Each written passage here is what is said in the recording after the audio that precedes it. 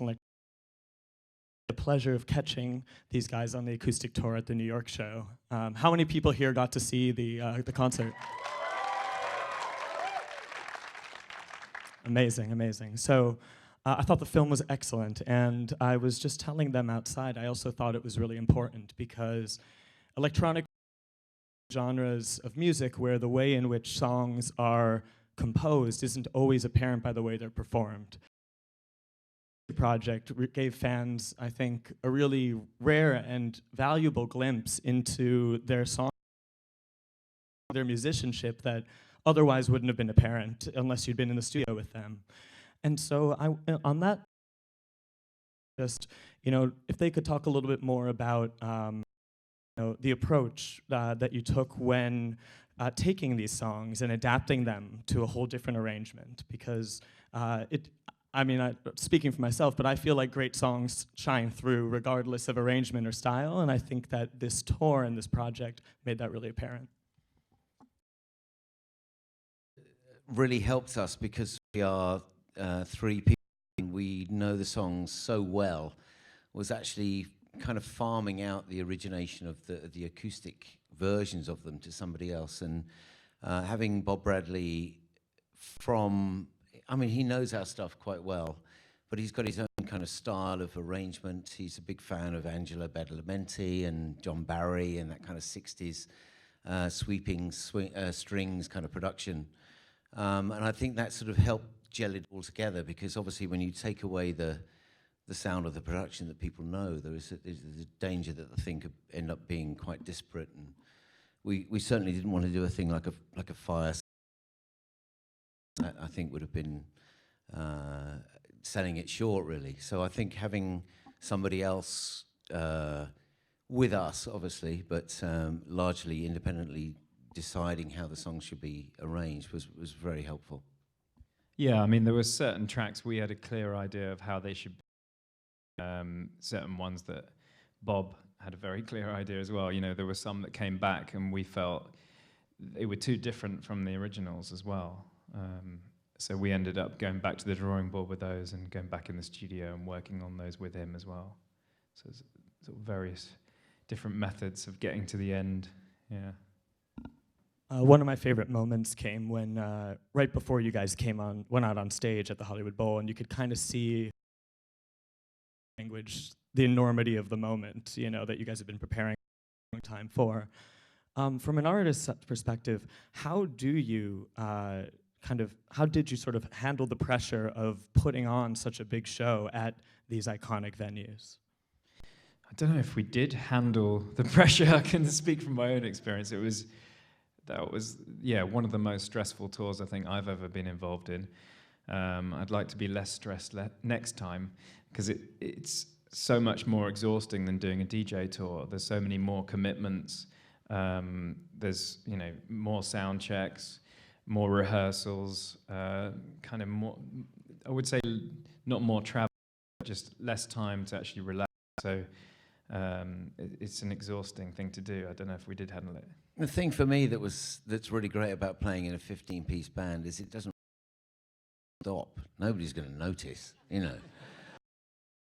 because you've got all these amazing musicians. I mean, some of the guys that we had on stage with us are just extraordinary. Tim, the guy who's playing trumpet and trombone and guitar and keyboards and backing vocals and everything else, is just this annoyingly talented guy. And he's been, playing live like that all his life. As a real pro. The drummers were incredible.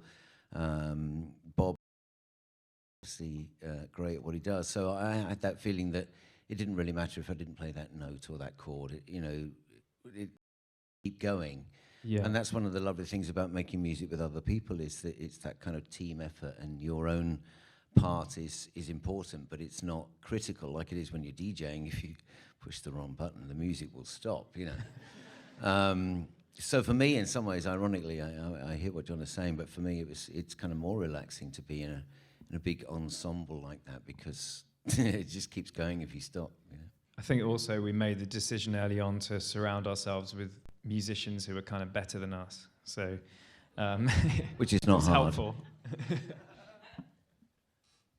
Now, you guys have just released a new studio album, and you are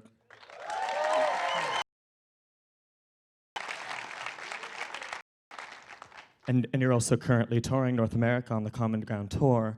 Tell us a little bit about the process of going from a project like Acoustic to producing and making a full-fledged, above and beyond studio.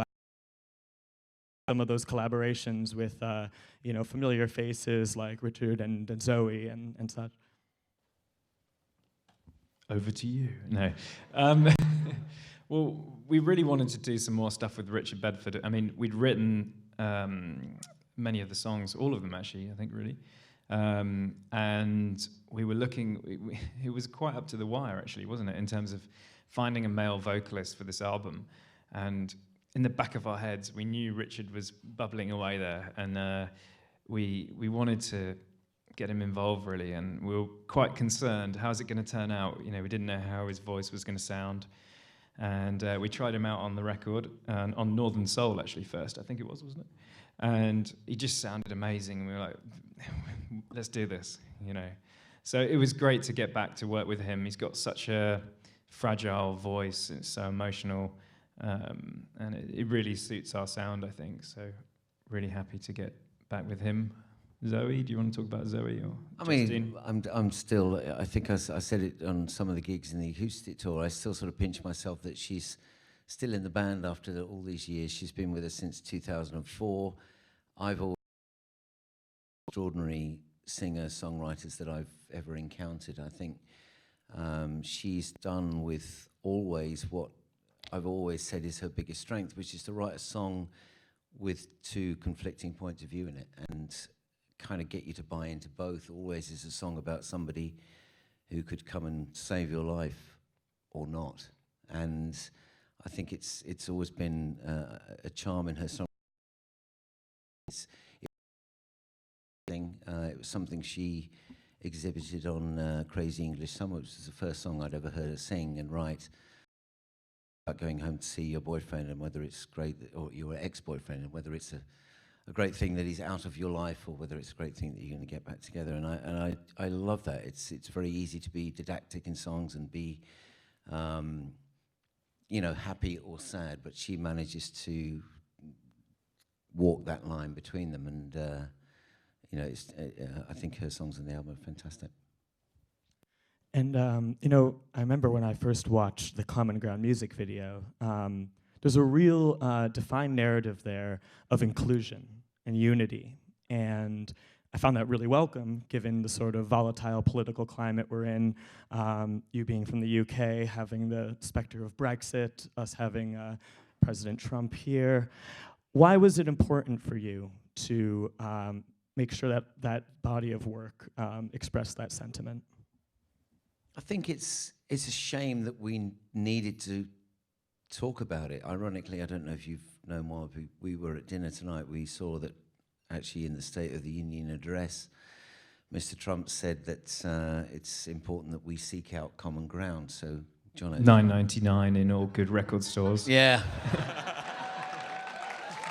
Yeah, it's even reached him. I thought the internet has worked on public opinion like a spin dryer. Everybody's out on the edge. There's very few people in the middle ground anymore, and I think it feels like people want to take a position on something. They want to point at somebody else that's not like them and call them an enemy. And I think politics always used to be about negotiation, and now it's a kind of a war. And whether it's Brexit, we want to be out of Europe. We don't, but a majority of the people who went and voted in that referendum wanted to leave Europe and turn their back on that union. I think our experience of the world is completely different from that. We go to all different countries in the world. We go to, on consecutive days, countries that are at war with each other. And what we find actually is this: people are the same, really, basically. And I think to point that out with the album sleeve and the album title and really reflect the experience that we have, which is wherever we go, there are people coming together from all walks of life and from all different backgrounds, and they seem to find this sense of unity in our shows. It's something that people who we were with a journalist yesterday, and it was the first Above and Beyond show, and one of the things that she found most incredible was you guys. I think we are very lucky that our fans have this sense of community that they instill in people who come to the gigs for the first time, and they instill it in everybody that goes around. That's really the common ground, and I guess the group therapy ethos. And we feel very privileged to be lucky enough to have attracted an audience that feels that way, because that's really how we experience the world, and it's nice that they're spreading the message.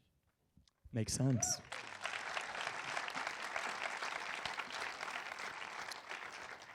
We've got a few questions from some T-Mobile Twitter followers. The first one comes from Neil Metler, who asks, which song on the album took the longest to produce, and how many versions did it take?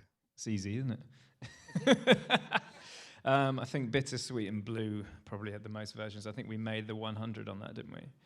Oh yeah, we did, yeah. Yeah, we were always counting down on counting up on the version numbers, although it's a bit distorted because sometimes you just save a new version. Certain members of the group save more often that has a different number anyway. So, but I think Bittersweet and Blue had the most revisions. Can you think? It did, and it was a song that when we went to master the album had no guitars on it whatsoever. And then in the context of listening to I don't know how the guitar crept into all the tracks, but it did on this album, and I'm very pleased with that. But Jono said, maybe it needs some guitar in the chorus. So even after the album was mastered, I think on the Saturday night after watching Match of the Day, I recorded some guitars at home that ended up... Fueled by a nice curry. Yes, yeah. Indeed, yeah. So yeah, but I mean, I think some of the songs have been more than 2 years in writing and production. We don't really stop. It's not like we have like 2 years of touring and then we stop and do an album.